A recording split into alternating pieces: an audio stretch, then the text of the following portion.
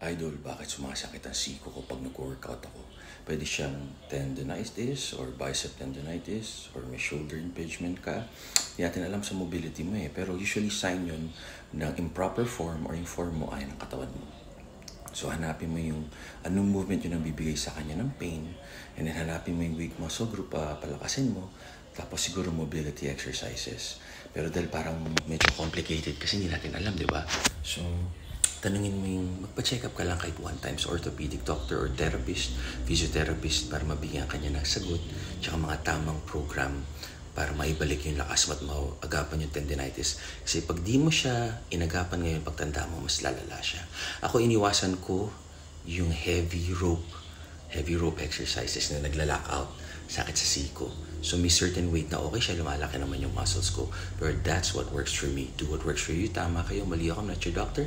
Happy, healthy guys.